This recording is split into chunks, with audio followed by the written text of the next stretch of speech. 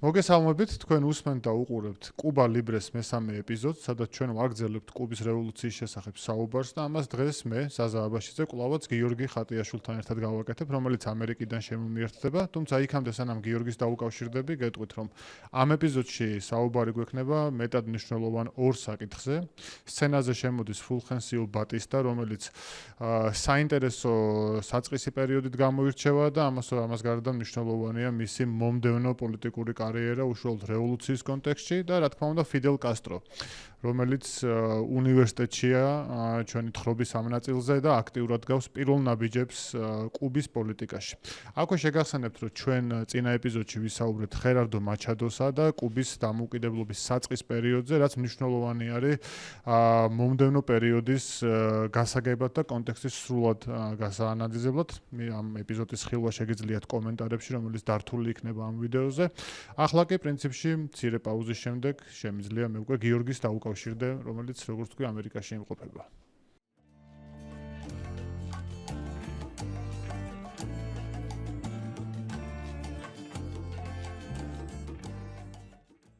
გიორგი, როგორ ახარ? თუ გესმის ჩემი ხმა? კი ბატონო, შენ როგორ ხარ? კარგად, მესამე ეპიზოდია, რაც უკვე იმედის მომცემი სიგნალია, ნიშნავს იმას, რომ ჩვენი პოდკასტი საწყის ეტაპზე, როგორც ბევრი ქართული პოდკასტი არ გაჩერებულა და წინ მივიწევთ. მიუხედავად იმისა, რომ პაუზები მაინც დაგეგმილზე მეტი გვაქვს. ნამდვილად და იმედია გავალთ ფინიშის ხაზამდე მივალთ. დღეს მე მგონი ჩვენ მომენტი გვაქვს, როდესაც უკვე ნელ-ნელა უახლოვდებით რევოლუციას, ხო, დავიწყეთ კოლუმბიდან და უკვე პრინციპში შორს აღარ ვართ იმ დიადი რევოლუციისგან, რის გამოც ჩვენ წამოვიწყეთ ჩვენი პოდკასტი და ალბათ გონივრული იქნება მაჩადოს ბოლო პერიოდიდან დავიწყოთ, ხო, ვინც არ მოისმინა წინა ეპიზოდი, მას შეგვიძლია გავახსენოთ და უთხრათ, რომ ბატონი მაჩადო იყო საკმაოდ მისი პრეზიდენტობის მეორე ნაწილი იყო საკმაოდ სისხლიანი, პრინციპში გადაიზარდა დიქტატურაში და ეს ყველაფერი აუტანელი გახდა კუბის მოსახლეობის დიდი ნაწილისთვის. მოკლედ, შორს რო არ წავიდეთ და მალე რო გადავიდეთ ბატისტას ნაწილზე და მალე შემოვიყვანოთ იგი ჩვენს ავას სცენაზე, საჭიროა განვიხილოთ ერთი კონკრეტული პერიოდი. ეს არის 1933 წლის აგვისტოს დასაწყისი. ამ მომენტში ჩვენ გვხვდება შემდეგი სიტუაცია. დაახლოებით უკვე 2 წელია, რაც მაჩადოს წინააღმდეგ მიმდინარეობს ძალადობრივი პროტესტი და წინააღმდეგობა, მის წინააღმდეგ პრინციპში კუბის მოსახლეობის ძალიან დიდი ნაწილია განწყობილი და უკვე შეგვიძლია ვთქვათ, რომ 27 ივლისის მდგომარეობით კუბაში გამოცხადდება გაფიცვა და ამ გაფიცვას დაიწყებენ ავტობუსის ზღოლები. ავტობუსის ზღოლებს შეუერთდებათ მოგვიანებით სხვა პროფესიის წარმომადგენლები და ეს დიდი გაფიცვა უკვე 1 აგვისტოს ხდება, რასაც სისხლიანი გზით დაარბევს მაჩადოს საიდუმლო პოლიცია და ამას მოყვება პრაქტიკულად პოლიტიკური სიტუაციის აფეთქება კუბაზე. 6 აგვისტოს მდგომარეობით უკვე გაფიცვაში არიან საკმაოდ საინტერესო პროფესიის ხალხი, ეს არის რკინიგზელები, სასტუმროსა და რესტორნის თანამშრომლები, ფიზიკოსები, მცხოვრები და სიგარის გამხვევები. მათ მოგვიანებით ემატებათ სამთავრობო უწყებების წარმომადგენლები, საკომუნიკაციო ორგანიზაციების წარმომადგენლები. დაახლოებით 9 აგვისტოს უკვე ეს არის ძალიან ცნობილი მომენტი, მაჩადოს წინააღმდეგ არის ქვეყნის მასშტაბით გაფიცვა, რის შემდეგაც უკვე პოლიტიკური კრიზისის, ასე ვთქვათ, არ დანახვა შეუძლებელია. სწორედ ამ მიზნით სამნერ ველსი, ამერიკის წარმომადგენელი კუბაზე, მიდის მაჩადოსთან და მას თავაზობს გადადგომას. მაჩადო თავდაპირველად უარზე არის, თუმცა უკვე 11 აგვისტოს მიხვდება, რომ მას აღარ აქვს სამხედროების მხარდაჭერა, პოლიტიკური კლასის მხარდაჭერა ისედაც არ ჰქონდა და იგი ალაგებს ბარგს და მიემგზავრება ბაჰამებზე. სწორედ ასე დამთავრდა ძალიან ისეთი მნიშვნელოვანი და სისხლიანი ეპიზოდი კუბის არც თუ ისე საკმაოდ ახალგაზრდა ისტორიაში იმ პერიოდისთვის და უნდა აღვნიშნოთ, რომ ადამიანები, ვინც იდგნენ მაჩადოს წინააღმდეგ პოლიტიკურ პარტიებთან ერთად, ეს იყო მათ შორის გამორჩეული იყო ესეთი ორგანიზაცია ABC, ხო? მე მგონი არ ვაჭარბებ გიორგი აქ ჩემს შეფასებას მათზე. შენი მოსაზრებაც თუ ასეთია, და შეგვიძლია ვთქვათ, რომ ეს არის ასე ვთქვათ, ქსელური ორგანიზაცია, რომელიც შეიქმნა მაჩადოს წინააღმდეგ 1931 წელს და ძირითადად დაკავებული არის დეზინფორმაციის ჩახშობითა და ტერორისტული აქტების მოწყობით. ABC მნიშვნელოვანია იქიდან გამომდინარე, რომ სწორედ ამ ორგანიზაციაში იმყოფება ახალგაზრდა ფულხენსიო ბატისტა, რომელიც თან არის მაჩადოს თავრობის, ასე ვთქვათ, სამხედრო დანაყოფის წევრი, მაგრამ თან არის კონსპირატორი და იმყოფება ABC-ში. თავად ABC ეს არის უჯრედოვანი დანაყოფი, თითო უჯრედში იმყოფება 7 ადამიანი და მათ წარმოდგენა არ აქვთ, ვინ არის მათ გარდა ამ ორგანიზაციაში. ეს არის ქსელური ორგანიზაცია, A არის, ასე ვთქვათ, ხელმძღვანელობა, B ქვედა დონის, საშუალო დონის, ასე ვთქვათ, კონსპირატორები და C-ზე დამწყები კონსპირატორები. და სწორედ აი ამ ქსელური ტიპის ორგანიზაციამ ძალიან აქტიური როლი შეასრულა ხელისუფლების ცვლილებაში. კიდევ კარგად რომ დავინახოთ, სად იმყოფება ფულხენსიო ბატისტა საწყის პერიოდში, უნდა ვთქვათ, ტაქტიკა რა იყო ABC-ს და ამისთვის გამოგვადგება 1932 წელს მათ მიერ შედგენილი გეგმა, რომლის მიხედვითაც ამ ორგანიზაციას უნდა მოეკლა კუბის სენატის პრეზიდენტი და მათ ეს წარმატებით გააკეთეს. და ეს იყო პირველი ნაბიჯი, მეორე ნაბიჯი გულისხმობდა მაჩადოსთან სრულიად თავრობის ჩამოცილებას ამ სიტყვის პირდაპირი გაგებით. და როგორ უნდა მომხდარიყო ეს? მოკლული სენატის პრეზიდენტის გასვენებაში უნდა აეფეთქებინათ ის ადგილი, სადაც თავს მოიყრიდა, ასე ვთქვათ, მთელი ეს, არ ვიცი, მიცვალებულის მეგობრები, კოლეგები თუ ასე შემდეგ და ამ გზით ჭირისუფლები, შეგვიძლია ვთქვათ, კი ბატონო, ჰავანის სასაფლაო იყო ეს ადგილი, არც მეტი, არც ნაკლები, ბომბიც დადებული იყო, თუმცა ოჯახის წევრებმა ბოლო მომენტში გადაიფიქრეს და სხვაგან დაასაფლავეს საკუთარ კარმიდამოში და ამით გადარჩა მაჩადო. მაშინ, მოკლედ, ეს არის კონტექსტი, რაც წინ ახლავს, ასე ვთქვათ,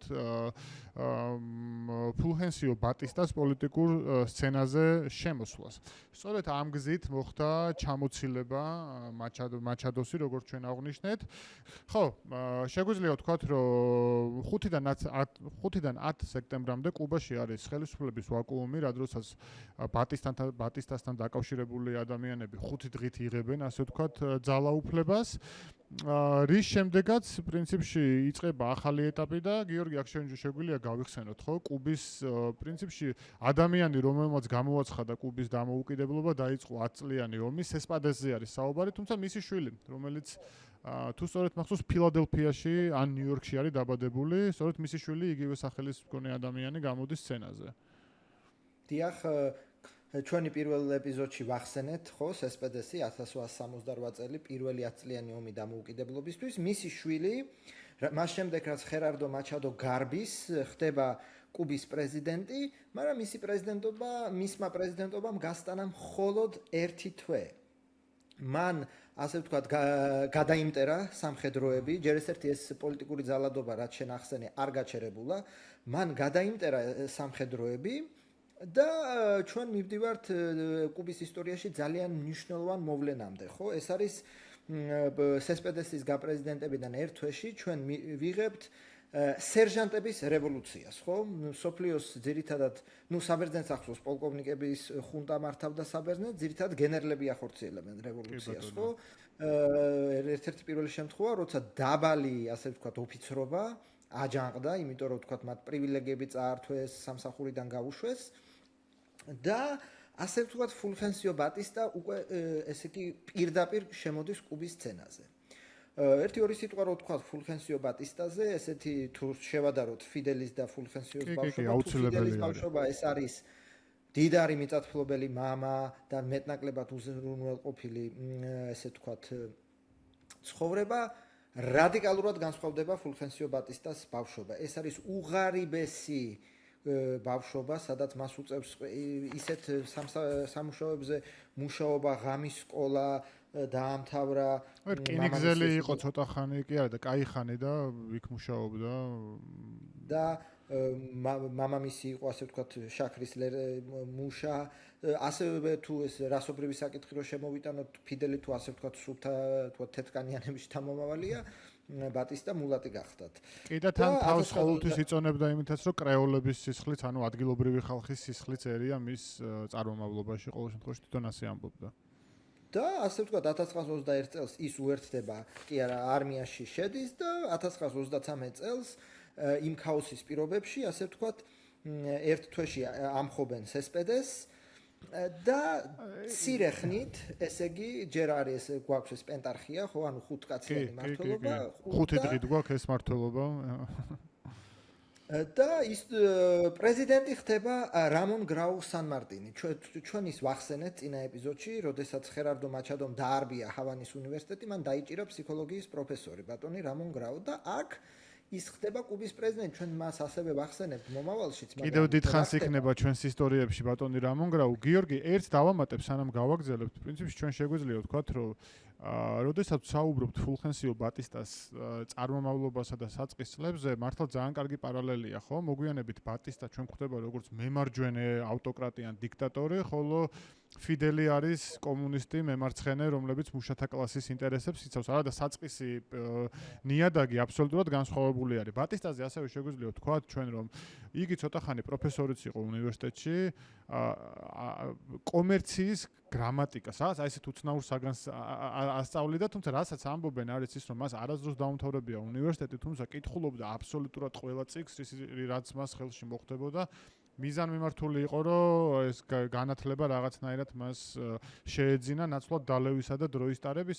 ეს უნარი მნიშვნელოვანია, იმიტომ რომ შემდგომ პრინციპში მისი კონცენტრირებულობა და ის სიტუაციის კითხვა ბევრგან ადგება ბატისტას, მათ შორის შერასაც ახსენებ, ხო, სერჟანტების რევოლუცია რამდენიმე შრიანი იყო და სათქმელია ისიც, რომ ამ ასე ვთქვათ სერჟანტების რევოლუციის მმართველ კომიტეტში ბატისტა არ იყო მთავარი ადამიანი. პაბლო როდრიგესი იყო ესეთი კაცი, რომელიც უფრო გამორჩეულ ლიდერად მოიაზრებოდა, თუმცა ესე ძალიან შაბლონზე ვიტყვი. ამას დაუაბგონა მერე ბატონმა ბატისტამ და გადაასწრო როდრიგეს. ეს ისე ჩანართისთვის, რა თქმა უნდა, შეგვიძლია გავაგრძელოთ, იმიტომ რომ რამონ გრაუ მართლაც მნიშვნელოვანი ნაწილია. რამონ გრაუს პრეზიდენტობა იწყება იმით, რომ ისინი აუქმებენ 1901 წლის კონსტიტუციას, შესაბამისად პლატის შესწორება კუბის მხრიდან გაუქმებულია.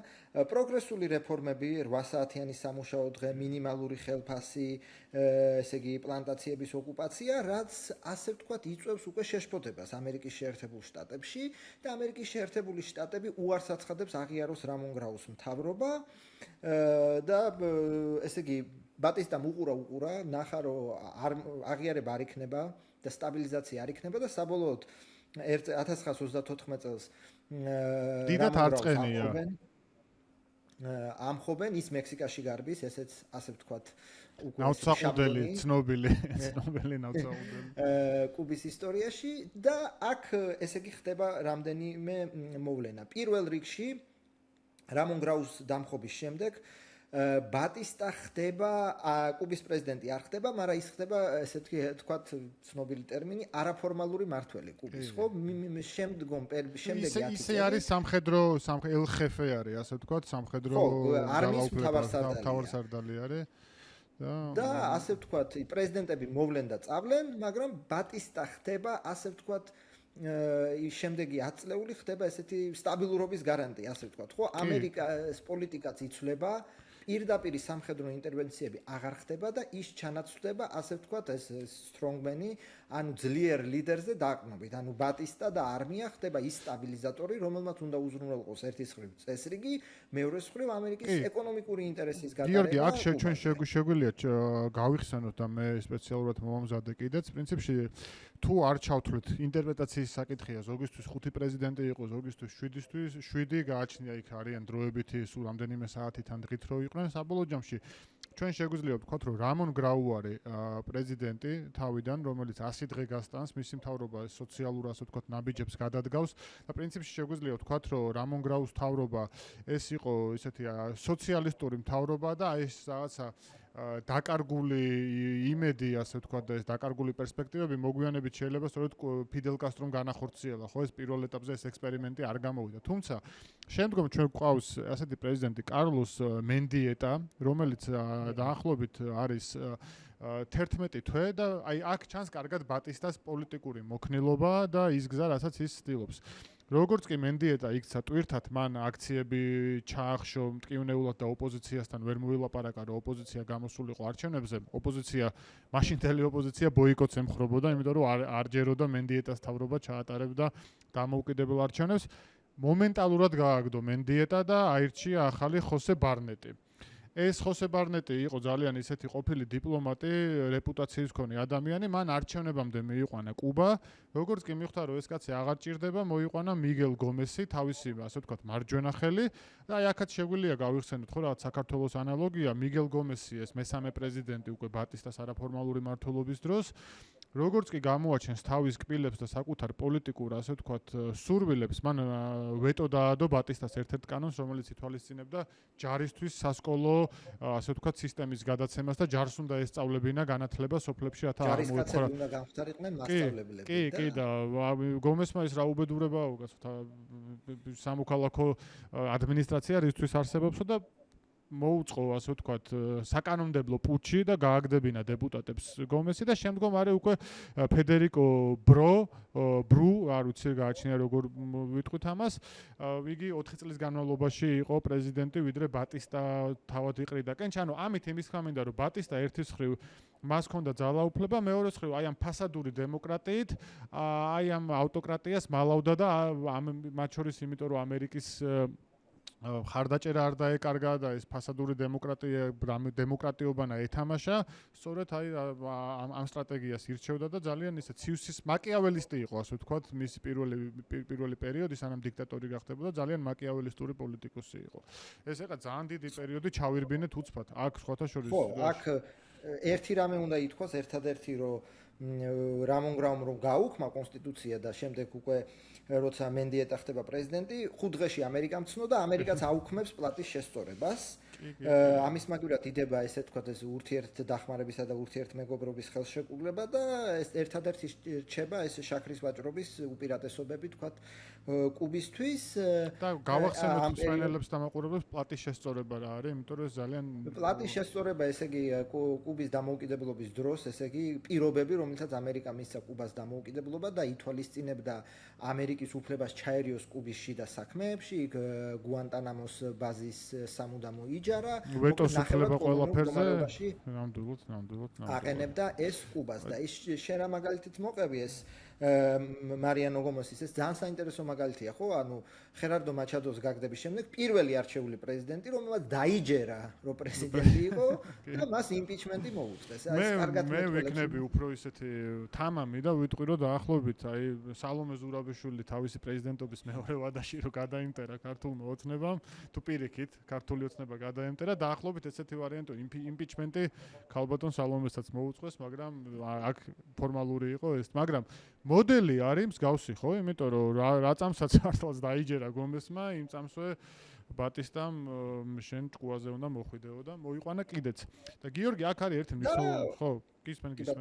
არა, გისმენ. ხო, 36-40 წლები ეს არის, თქვათ, ერთის მხრივ საინტერესოა იმ კუთხით, რომ კომუნისტები არიან ალიანსში, თქვათ ბატისტასთან. მერეც გამოჩნდება ეს ჩვენ წინა ეპიზოდშიც ვახსენეთ, რომ კომუნისტები არიან ბატისტას ერთგულ ალიანსში და ეს ეხმარებიან ბატისტას აკონტროლოს მუშათა მოძრაობა.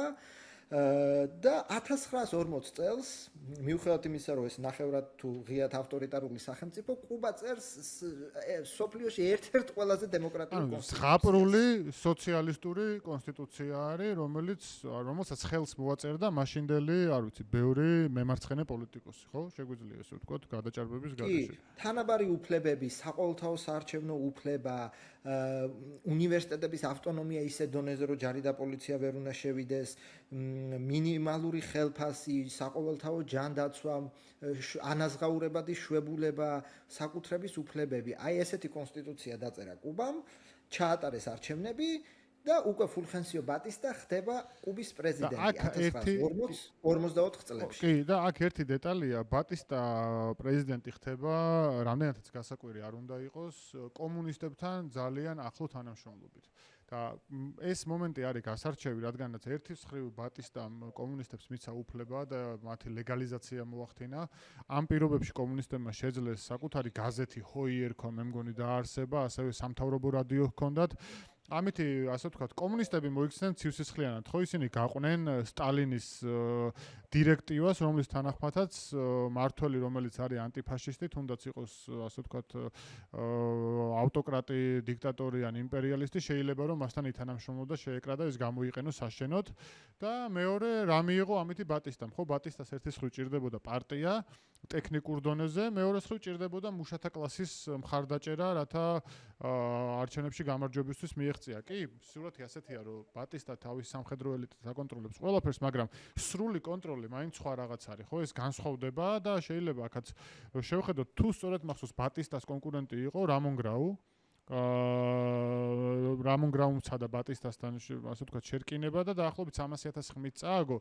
კი, ეს მაშინ დიდი განსხვავება იყო, მაგრამ მოკლედ შედგა არჩევნები. ამის თქვა მინდა და ყველაფერი 100%-ით გარანტირებული არ იყო. აი აქ ასე მივედით ჩვენ ბატისტას უკვე პოლიტიკურ სცენაზე შემოსვლის იმის თქმაც შეიძლება რომ აღდგა რამდენადაც ეს შეიძლებოდა სამოქალაქო მმართველობა ქვეყანაში აღდგა და რა თქმა უნდა იწყება მეორე მსოფლიო ომი, რაც კუბისთვის პირველი მსოფლიო ომის არ იყოს, ამერიკამ იყიდა მთელი შაქრის მოსავალი 41-ში, 42-ში, 43-ში, ანუ ეკონომიკურად წაადგა ეს კუბას, ამის თქმა თუ შეიძლება.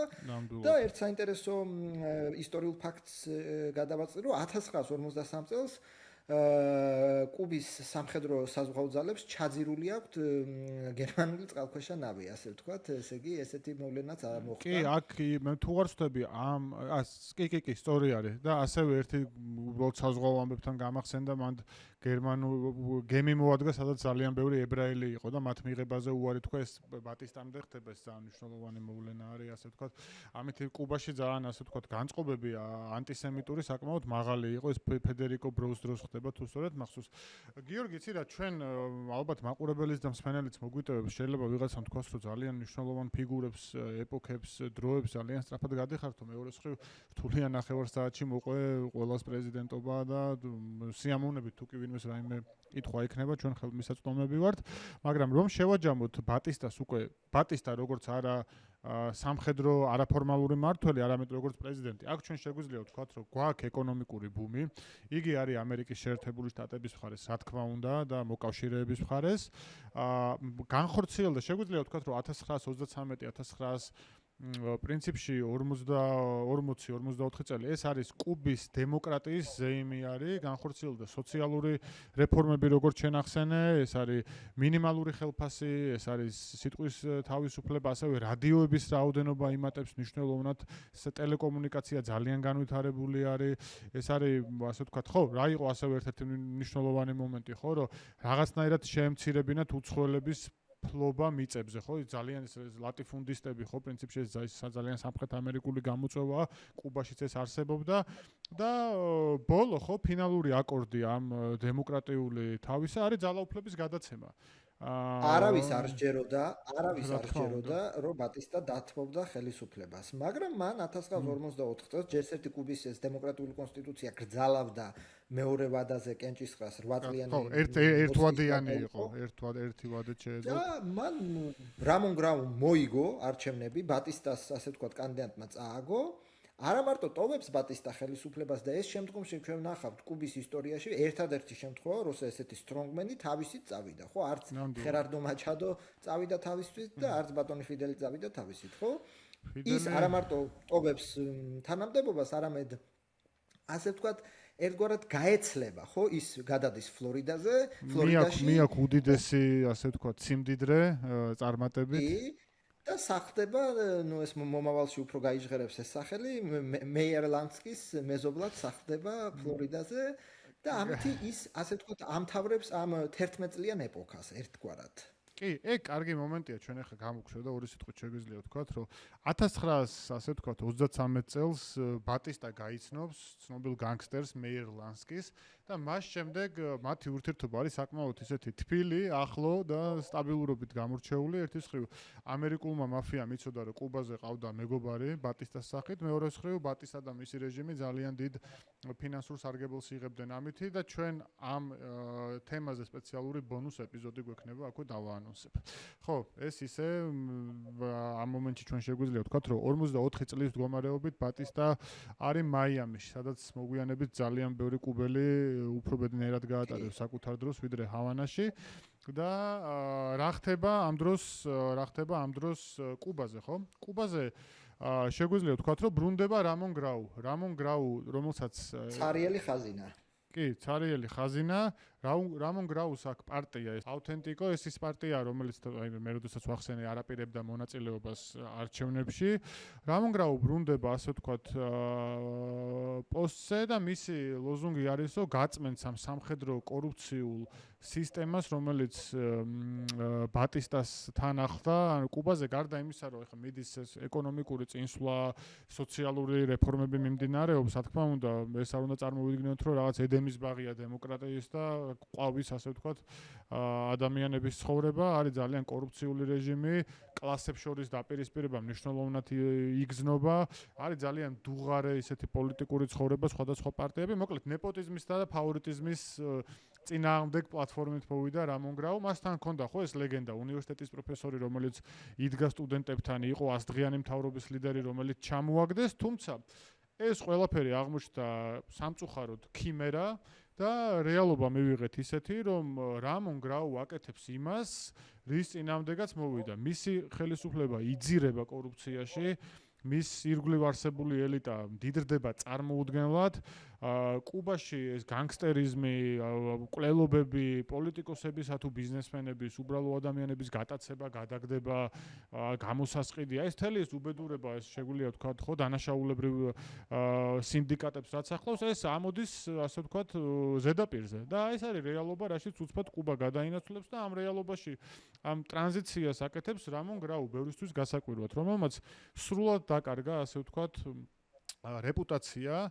მათ შორის ახლა ჩვენ ამ ეპიზოდში ვისაუბრებთ ფიდელის ახალგაზრდობაზე. ფიდელი ძალიან აქტიურად აკრიტიკებდა რამონ გრაუს სწორედ აი ამ ღალატისთვის, რაც მან ჩაიდინა ბევრის აზრით და ეს არის რამონ გრაუს, ასე ვთქვათ, პირველი არა, მეორე პრეზიდენტობა, ხო? რამე ხო არ გამომცა ესეთი. კაი მაგალითია ისტორიას ეს არაერთხელ ახსოვს და ეს მართლა კაი მაგალითია, როგორ თქვათ ესეთი როგორ თქო გმირი ხდება ურჩხული, ხო? ანუ კაცი, რომელიც მაჩადოს დროს თვითონ რეპრესირებული იყო, პირველი პრეზიდენტობის დროს დაამხეს და ამდენი წელი იბრძოდა ხან ემიგრაციიდან, ხან კუბის შიგნიდან, ბოლოს როდესაც ხდება პრეზიდენტი, აბსოლუტურად, ესე იგი, უნდა და არ უნდა და, მაგრამ როგორც შენ ახსენე, ხო, ჩაიძირა კუბა განგსტერიზმში. ჩვენ ამას მერეც მოვყვებით, მაგრამ ბევრს გონია რომ ეს ბატისტას დროს მოხდა, არა და მის დროს ტარდება მაფიის ჰავანის კონფერენცია, ეს არის 46 წელი, ანუ მის პრეზიდენტობის დროს ტარდება, ესე იგი მაფიის კონფერენცია ჰავანაზე და ერთი სახასიათო მაგალითია კორუფციის დონის ესეთი განათლების მინისტრი ყავდა ხოსე ალემანი, რომელიც მერე მაიამიში გაიქცა 20 მილიონი დოლარით, თან მაშინელი 20 მილიონი, სხვა 20 მილიონი. დღეს რამდენი 80 ნაღდათ არის ან 100. ხო. და ასევე მნიშვნელოვანია ხო იცი საიდან მოიპარა ეგ ფული ეგეც დღეს ბევრი რაღაცა ემთხვევა ეგ მოიპარა სკოლის მოსწავლეებს საუზმის ფული მოპარა და მაქედან იყო ეგ მილიონები შეგროვებული ასე ვთქვათ ჩვენთან ეს საინტერესო პიროვნება მანამდე ლობირებდა და ჩვენ ამასაც ვიტყვით ტრუხილიოს დამხობას თვითონ კუბის მთავრობაში და ექსპედიციის ერთ-ერთი ლობისტი იყო და ნუ მაგრამ რა არის აქ თავარი ხო 47 წელს როგორც ჩვენ თქვით ფიდელი აბარებს ჰავანის უნივერსიტეტში ანუ რამონ გრაუს პრეზიდენტობის ბოლოსკენ იწყება ფიდელის ასე ვთქვათ პოლიტიკური სოციალიზაცია და მისი კრიტიკა და ასე ვთქვათ მისი გულაცრუება არის ასე ვთქვათ პირველი პოლიტიკური ვნებები ფიდელის ნამდვილად და გიორგი აქ უნდა ვთქვათ რომ სანამ ჩვენ შემდგომ პრეზიდენტზე პრიოსო კარასზე გადავალთ რამონ გრაუს მეორე პრეზიდენტობის დროს ხდება ესეთი და კუბის პოლიტიკური ლანდშაფტი რო წარმოვიდგინოთ პრინციპში ჩვენ შევეცადეთ რომ ეს წარმოგვეჩინა ეს არის კორუფცია, ფავორიტიზმი და ამ დროს მე წეღან ენა გამექცა ესეთი პარტია ორთოდოქსები არის რომელიც არის სუპერ პოპულარული პარტია მისი ლიდერი არის ედუარდო ჩიბასი სუპერ პოპულარული ლიდერი რომელიც ყოველ კვირაში ერთხელ აქვს რადიო გადაცემა და ამ ხელს ასე ვთქვათ მთავრობის წევრებს კორუფციაში გიორგის მიერ დასახელებული განათლების მინისტრი რომელმაც უბრალოდ ენრაოდენობით ფული წაიღო მაიამიში და იქ სასტუმროები, კაფე-ბარები და რესტორნები იყიდა იყო სამიზნე სწორედ ედუარდო ჩიბასის და მოგვიანებით სხვათა შორის ხო სულ იყო საუბარი იმაზე რომ ამ შემთხვევაში ალემანი მას თხოვდა მტკიცებულებების მოტანას, ჩიბასი ყოველ ასე ვთქვათ მომდევნო კვირას პასუხობდა, მაგრამ თუ არ ვცდები 1950 წელს ალემანი გარდაიცვლება და სწორედ ამ გარდაცვალების შემდეგ გამოთავისუფლდა საკანონმდებლო ორგანოში ადგილი და ამ ადგილს მოიგებს ედუარდო ჩიბასი, ხა რამდენადაც ისეთი სიმბოლური არ უნდა იყოს, მაგრამ აქ არჩება ეს ისტორია, რატო ვამბობ ამას? ვამბობ, იმიტომ რომ ედუარდო ჩიბასი არის ფიდელ კასტროს გმირი. ხოსე მარტის მერე მას ასეთი პოლიტიკური აიდოლი არ ყოლია და რატომ ხო? ეს ხდება იმიტომ რომ შემდგომმა ახალმა განათლების მინისტრმა აურელიანო არანგო იყო თუ არ ვცდები მისი სახელი და გვარი, გააგრძელა ფულის პარვა ზუსტად იგივე სქემით, სკოლის მოსწავლეებისგან საუზმის ფულს იპარავდა, ასე ვთქვათ და ამ შემთხვევაში თუ კი იმას მიჰქონდა ამერიკაში და მაიამიში, ედუარდო ჩიბასი ამბობდა, რომ ახალ მინისტრს გვატემალაში მიაქვს ეს ფული და იქ ყიდულობს, ასე ვთქვათ, უძრავ ქონებას და ასე შემდეგ. საბოლოო ჯამში ეს ისტორია რომ მოკლედ დავასრულო, ედუარდო ჩიბასმა საკუთარ, ასე ვთქვათ, მომხრეებს უთხრა, რომ მომდევნო კვირას გააცნობდა მტკიცებულებებს, იგი ამ მტკიცებულებების აღებას ელოდებოდა ერთ-ერთი პოლიტიკოსისგან, რომელმაც აღარ მიაწოდა ეს მტკიცებულებები, გადააგდო მარტივად რო ვთქვათ, ან არ ვიცი, გაიყიდა, ან გაქირავდა, ქართულ პოლიტიკაშიც ბევრია ეგეთი შემთხვევა და ედუარდო ჩიბასი არ ვიცი, აქ ღირსების, ასე ვთქვათ, ჭკალა რო იყოს, იქიდან გამომდინარე, რომ ვერ წარმოადგინა ეს დოკუმენტები, მან საკუთარ რადიო მიმართვაში შემდეგი სიტყვები თქვა: კუბელებო, გაიღვიძეთ, ეს ჩემი ბოლო განგაშის ზარია, ამოიღო პისტოლეტი და დაიხალა შუბლში. სწორედ იმიტომ რომ მტკიცებულებები ვერ წარმოადგინა, ეს ტრაგიკულად დაამთავრა ამ ადამიანმა სიცოცხლე და იგი შეეცადა რომ კუბელი ხალხი გამოეღვიძებინა და მოკლედ ეს მომენტი მთელი იქამდე არსებული ისტორიით და ფინიშით ფიდელისთვის არის აღმართოვანებელი, ხო, ეს იგი ღირსების და ისიც უნდა ითქვას, რომ პარტიის დაფუძნებაზე ანუ მიდის, ანუ პირველ პარტიას სადაც შედის, ეს არის ეს ორთოდოქსული პარტია, დაფუძნებასაც ესწრებოდა. ანუ ესეთი მნიშვნელოვანი იყო ფიდელისთვის ედუარდო ჩიბასის პიროვნება. და ესე ვთქვათ ამ უკვე პრიოთი ვამთავრებთ ხო ამ პრიო სოკარასის ხო პრიოს ბარემ ესე იგი აქ პრინციპში ხა რაღაცა არ ვიცი მე პრიოს პერიოდში რაღაცა განსაკუთრებული ისეთი არ ვიცი რა შეიძლება ეს არის ასე ვთქვათ ბატისტა ბრუნდება და სენატორი ხდება ესე ვთქვათ კი ბატონო პრიო არის თავის მხრივ რამონ გრაუს ხელის ბიჭი არა მაგრამ მისი პარტიის გამგზელებელი და ანუ მაინც მოახერხა გრაუს პარტიამ გამარჯვება. კარგი პოზიტიური არის ის, რომ ეროვნული ბანკი ფუძნდება, ნეგატიური არის ის, რომ ეს განგსტერობა, მაფიოზობა, ფულის ჭამა, გაყოლება, ეს ყველაფერი ხდება, გრძელდება პრიოს პერიოდში. შესაბამისად, აი ესეთი განსაკუთრებული გარდატეხა აქ ნამდვილად არ მომხდარა და ნუ მისი პრეზიდენტობა არის 1958-1952 წლები. ეს არის ასე ვთქვათ 52 წლის მარტში, რომელსაც ჩვენ გავშლით, მაგრამ მარტივად რო ვთქვათ, უყურა ბატისტამ ამ მდგომარეობას და 52 წლის მარტში არმიის ხარდაჭერით აბსოლუტურად უსისხლოდ დაამხო პრიო, რომელიც ასევე დაიმალა მექსიკის საელჩოში, ასე ვთქვათ, ყველა მიესალმა თუ არ მიესალმა, მაგრამ არავის დიდი პროტესტი არ გამოუთქვამს, იმდენად დაიღალა კუბელი ხალხი ამ ანარქიით და განგსტერიზმით. თან და ბატისტა დაპირდა არჩევნების ჩატარებას 53-ში და მოკლედ 1952 წლის გადატრიალებით უკვე ბატისტა საბოლოო ჯერ მოდის, ესე ვთქვათ, კუბის ხელისუფლების სათავეში, ის უკვე აღარ დათმობს თავისი ნებით ამ თანამდებობას.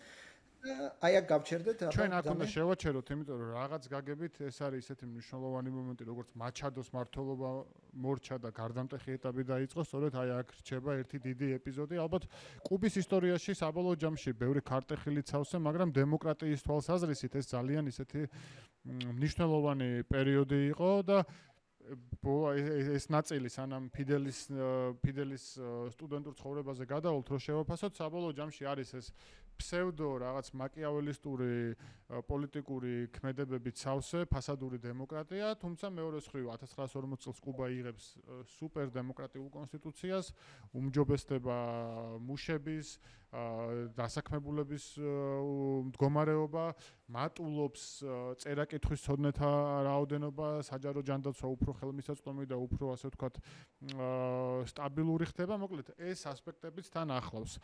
ესეთი დუალური იყო ასე ვთქვათ ბატისტას პერიოდი, ბატისტას პირველი ნაწილი კუბისთვის და ეს ძალიან დიდი ნაწილია სიმართლე ვთქვათ, ახლა ჩვენ ძალიან კომპრესირებულად გავიარეთ, იმიტომ რომ სხვა შანსი არც ჰქონდა და აქ შეგვიძლია ვთქვათ, რომ გადავდივართ ასევე მნიშვნელოვან ნაწილზე ფიდელ კასტროზე, რომელიც ჩვენ წინა თავში მასზე ვისაუბრეთ და წინა თავში ფიდელ კასტრო მივიყვანეთ უნივერსიტეტის კარებამდე. ახლა ჩვენ შეგვიძლია ვთქვათ, რა ხდება ხო მისთვის, მის ირგვლივ, სად დავტოვეთ ფიდელი და საიდან გავაგზავნოთ. კი ბატონო, მე ამერია 47 არ იყო, 45 წელს ფიდელი აბარებს ჰავანის უნივერსიტეტში, იურიდიულ ფაკულტეტზე. აქაც თქვათ მნიშვნელოვანი ასპექტია, ხო, აი რომ ოჯახური ყოფა გავიგოთ. სანამ სწავლა დაიწყებოდა, მამამის მოსთხოვა, რომ ახალი მანქანა მჭირდება, რომ ბირანიდან ჰავანაში ჩავიდე და მამამისი უყიდის მას ახალ ფორდს, ეს ოჯახზე კიდევ ერთხელ მეტყველებს, ხო? და განვადებით არ გამოუყვანია. კი ბატონო, ის ჩადის ჰავანის უნივერსიტეტში, რა ხდება ამ დროს ჰავანის უნივერსიტეტში, ხო? ესე იგი, რამონ გრავოა პრეზიდენტი 45 წელია. სროლა, ცემატყება, განგსტერიზმი, სხვადასხვა ბანდების თარეში, ხო, ეს არის ასე ვთქვათ, ერთი მომენტი, მეორე ასე ვთქვათ, ფიდელი თავიდან ბოლომდე თავით გადაეშვება პოლიტიკაში, ხო? მას მაინდა-მაინც არ ინტერესებს, ესე იგი, იურიდიული მეცნიერება, პირიქით, ესე იგი, ცნობილია, რომ ესე იგი ბოლო წამს სწავლელი იყო. როგორც სკოლაში. ხო, სწავლელი იყო, მაგრამ იმ სიცხეში დადიოდა შავი კოსტიუმით და გალსტუკით, ხო, ასე ვთქვათ, ეს რომ პოლიტიკური შტაბის-ცვლილება. კი, გიორგი, მან კიდე ერთი ორი ნაწილი იყო, მაგას რაც ახლავს, მის ვიხმაროთ თანამედროვე სიტყვებით, მის ამ აუთფიტს ერთი დეტალი არის, რომ რევოლვერს მალავდა, ამ ასე ვთქვათ, ჩაცმულობის ქვეშ და იგი მუდმივად რევოლვერით დადიოდა და მეორე იყო პოლიტიკით კი იყო ძალიან გატაცებული და მუდმივად აი საჯარო გამოსვლები, აქტიური დებატები, მაგრამ როგორც ამბობენ მისი პერიოდის ასე ვთქვათ სტუდენტები, მასო ბევრი მაინც ჰავანაში პროვინციელად მიიჩნევდაო და ეს ძალიან გულს ტკენდა. მოკლედ რაღაც ესეთი ყველა ქვეყნის და დედაქალაქის საუნივერსიტეტო ცხოვრებისთვის დამახასიათებელი არის ერთი ასეთი სტუდენტი, რომელიც პოლიტიკით დაინტერესებულია, მაგრამ თან გულგატეხილია რიგი მიზეზების და გამო. ხო, ეს რევოლვერიც რატო იყო, ესეც მნიშვნელოვანია, იმიტომ რომ თქვათ რაქნა ამ რამონ გრაუმ ხო სხვადასხვა ამ პარტიებს დაურიგა თქვათ ერთი პოლიცია მისცა თქვათ სოციალისტურ რევოლუციურ მოძრაობას რომელიც თქვათ გააკრიტიკა ფიდელმა და მე მისმა უფროსმა შემოუთვალა რომ ხვალ თუ უნივერსიტეტში მოხვალ მოკლავთო რა დაანებე უნივერსიტეტს თავიოდა მას მისცეს რევოლვერი და ის მაინც სხვათა ეს მას აღწერს რომ მე თქვათ გაამძაფრა რომ ფიქრობდი მივიდე არ მივიდე და მაინც მივედი მაგრამ მან ასევე მნიშვნელოვანი იყო სოლიდარობა რომ 15-მა კაცმა თქვათ ცოცხალი წრე დაარტყა ფიდელს და ასე თქვათ ბანდიტები რომელიც ელოდებოდნენ თქვათ ვეღარ ესროლეს მაგრამ ეს კიდე ერთხელ მეტყოლებს რა ხდება თქვათ 1957 წელს უკვე ჰავანის უნივერსიტეტში ხო რომ ესე იგი ასე თქვათ ეს სროლები ეს სხვადასხვა ეს მოძრაობები რომელსაც გასამხედროებული სროლა რო გამორიცხო პრინციპში მე ამ ეპიზოდში რადგანაც ცოტა ისე ვარ რა ქვია სუბუქად სროლა რო გამორიცხო ეხლა დაახლოებით იგივე ხდება რაც რაღაც მომენტში თესეულში ხდებოდა თვითმმართველობა რომ ადამიანს ხდებოდა და ეგეთი სიტუაცია ხა პოლიტიკურად მიუღებლებს ურტყამდნენ ასე ვთქვათ ჰავანაში საინტერესოა რომ ფიდელს ძალიან უნდა თვითმმართველობის ან პრეზიდენტი გახდეს ან წევრი და ამაზეც ესე იგი თავს იკლავს რომ აირჩიონ და აირჩევენ მე გაუქმებენ ამ არჩევნებს ან ერთი ორი სროლაც იქნება მანუელ კასტროა ეგეთი პირი რომელიც კი ეს რომელიც მასთან დაკავშირებული არ არის მაგრამ ესე ვთქვათ ეგ ეპიზოდი ისე გამახსენდა ყველას გადაშედა და ესე ვთქვათ ეს პოლიტიკაში გადაშვება კიდე რაში გამოიხატება ხო შედის ორ კომიტეტში ასე ვთქვათ ფიდელის სტუდენტობა შეიძლება აღიწეროს მაინც კომუნისტი არ იყოს სხვათა შორის ეს კაი მაგალითია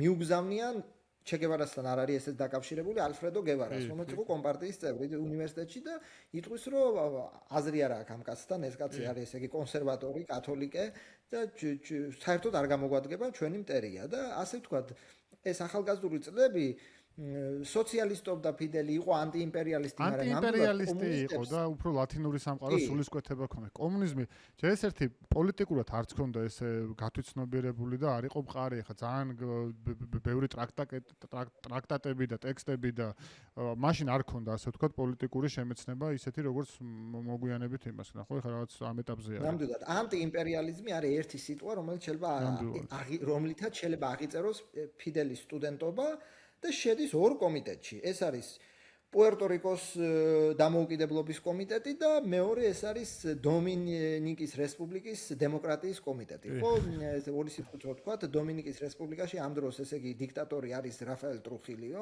რომელიც ასევე რა თქმა უნდა ამერიკის მხრიდან არის მხარდაჭერილი.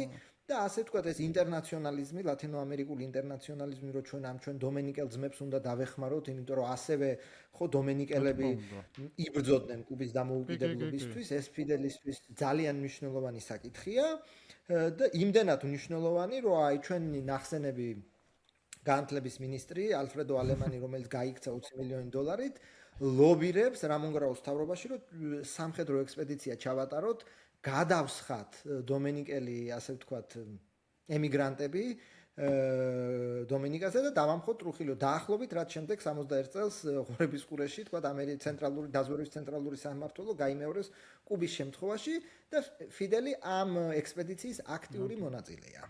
კი, ფიდელი შეგვიძლია ვთქვათ, რომ ამ ექსპედიციის წევრი არის, ესა თქმა უნდა, გემით იყო დაგეგმილი გადასხმა ძალები, სადაც ფიდელიც იყო, თუმცა საზღვაო ძალებმა შეაჩერეს, ხო და ეს ექსპედიცია თავშივე ჩაიფუშა, მე ამ ექსპედიციას მოყვება, ну, დამთავრდა, ასე ვთქვათ, უშედეგოდ, დამთავრდა ტრაგიკულად, იმიტომ რომ არ ვერ განხორციელდა ის გეგმები, თუმცა მე არ ვიცი ხა, მე ნაკლებად წარმომედგენია, რომ ეს იყოს სიმართლე, იმიტომ რომ ფიდელის დროს უკვე ხო სხვანაირად ყვებოდნენ ამ ისტორიებს, შეიქმნა ასეთი ისტორია, რომ ფიდელმა ნაპირამდე იარაღით ხელში გამოცურა ზვიგენებით სავსე ამ კი, ბირანამდე გაცურა ავტომატით და მე ნუ სახში თან ავტომატი ეჭირა კი და თან ზვიგენებს იგერიებდა, მოკლედ აქ მე მგონი ცოტა ისტორიის გაყალბებას არა, მაგრამ გაზვიადებას ჩემი აზრით აქ ადგილი თუმცა ხო, ნუ ეს ექსპედიციის ჩაფუშვაც ერთ-ერთი ის იყო, რომ საბოლოოდ ვაშინგტონიდან დარეკეს, რომ გაჩერდითო ხო, ხა რამონ გრაუ ამხელა დამოუკიდებლობა რამონ გრაუს რო ხა რეჟიმები ემხო მეზობელ ქვეყნებში არავინ არ მისცემდა და ეს ტკივილიც ალბათ და ეს სიმწარეც ფიდელმა ნამდვილად დაიმახსოვრა. კი, მან თან გიორგი ჩვენ უნდა გავიხსენოთ, რომ ეგ ხდება 1957 წელს ეგ ამბავი ეს ფიდელი რო გადახტება, ასე ვთქვათ, ამ გემიდან და გაცურავს იარაღით. მერე არის რაღაც 1958 წელი დგება, როდესაც შეგვიძლია ჩვენ ვთქვათ, რომ კოლუმბიაში იმყოფება როგორც სტუდენტურ კონგრესზე ფიდელი ბოგოტასოს სახელით არის ეს ცნობილი, თითქოს რაღაცა რევოლუციის რეპეტიცია შეგვიძლია ჩვენ დავარქვათ ამ მომენტს, როდესაც ეს მასობრივი არეულობა იყო კოლუმბიაში, პოლიტიკური გამოსვლები იყო და ფიდელი აქ მიუხედავად იმისა, რომ კუბიდან არის წასული, ის არ არის როგორც უცხოელი დამკვირვებელი, არამედ აი თავით გადაეშვება, ასე ვთქვათ, ამ არეულობაშიც ქუჩებში დარბის აქეთ-იქით მონაწილეობას ღებულობს შეტაკებებში და როგორც ამბობენ, მან აქ თქვა ძალიან ისეთი ცნობილი და მისთვის საეტაპო სიტყვა, რომელიც შემდგომში გამოიყენა კიდეც სამწუხაროდ თუ საუბედუროთ, რომ სიტყვა კარგიაო, მაგრამ იარაღი არის აუცილებელიო და ეს რაღაცა შეგვიძლია ვთქვათ, რომ ეს ბოგოტასო გახდა მისთვის ისეთი პირველი რეპეტიცია სამომავლო გეგმებისა, რასაც იგი კუბაში გააკეთებს და უნდა გავიხსენოთ ხარ გავახტებით ცოტა იმ მომენტს, მაგრამ რევოლუციამდე მონკადას ფასაზე თავდასხმა და მთელი ეს იარაღით აჯანყებები იქნება, რაზეც ჩვენ მივალთ. მოკლედ დაახლოებით ესეთი სურათი არის, უნდა ვახსენოთ ასევე, რომ ფიდელს 1958 წელს მოყავს ცოლი და ამ ცოლის სახელი არის მირტა დიას ბალარტი.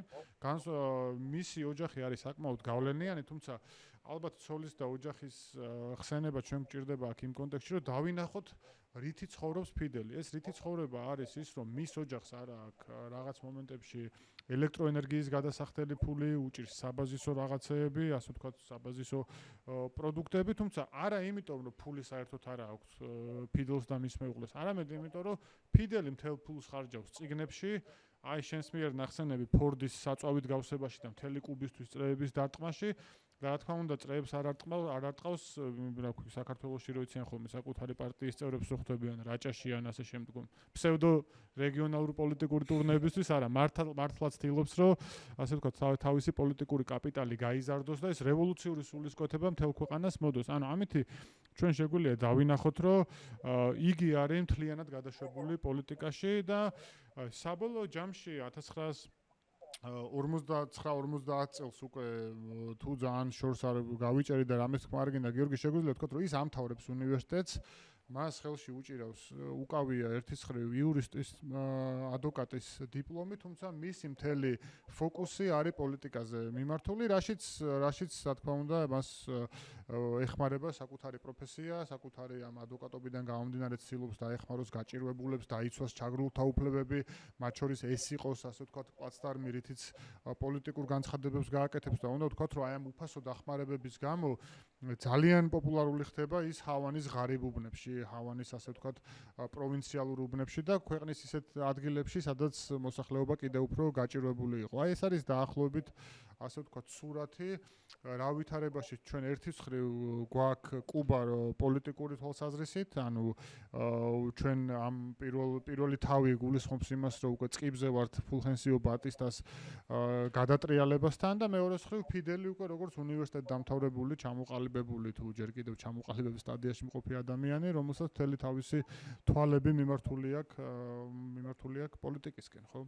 ეს არის და ეს მათ შორის რაც გიორგი მაახსენა ალბათ ეს გემის ისტორია, როდესაც იარაღით გადმოფრინდა გემიდან და ამითი აირი და დაპატიმრების რისკები და ეს ბოგოტასო მნიშვნელოვანი არის, იმიტომ რომ სულ მალე მისი პირველი პოლიტიკური ექსპერიმენტები გვექნება ჩვენ მოსაყოლე.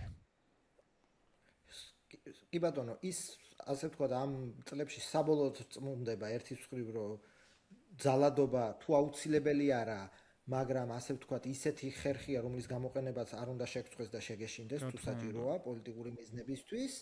და უკვე ამ 52 წლის სხვათა ის ცდილობს კენჭსიყრის ასე ვთქვათ ორთოდოქსის პარტიიდან ვთქვათ კუბის პარლამენტის ქვედა პალატაში და უკვე 52 წელს მას შემდეგ რაც ბატისტა მოდის და ჩვენ რა თქმა უნდა მონკადას მოვყვებით დეტალურად ის ნელ-ნელა უკვე წმუნდება და იწყებს ასე ვთქვათ იმაში რომ ვთქვათ მცირე მასშტაბის სამხედრო აქციით შეიძლება ასე ვთქვათ რეჟიმის დესტაბილიზაცია მოახდინო იმ დონეზე რომ მოიპოვო ძალაუფლება. ხო აქ მან ლენინს გავს ალბათ საკუთარი წარმოდგენით რომ მცირე ჯგუფს შეუძლია დიდი ცვლილებებს მიაღწიოს. აქ კიდევ ერთხელ აღვნიშნოთ რომ ის იდეოლოგიური ზედნაშენი რომ აი კომუნისტი იყო ეს სიერა მაესტრას ჯუნგლებშიც კი არ იყო კომუნისტი ასე ვთქვათ ანუ საერთოდ რაღაცებს კითხულობდა მაგრამ ის რაც მე ვთქვათ გაკომუნისტდა იმიტომ რომ ხრუშოვისგან დახმარება მიიღო ეს უკვე სხვა საკითხია ხო ამ დროს ვინც ალბათ უფრო მეტად კომუნისტი არის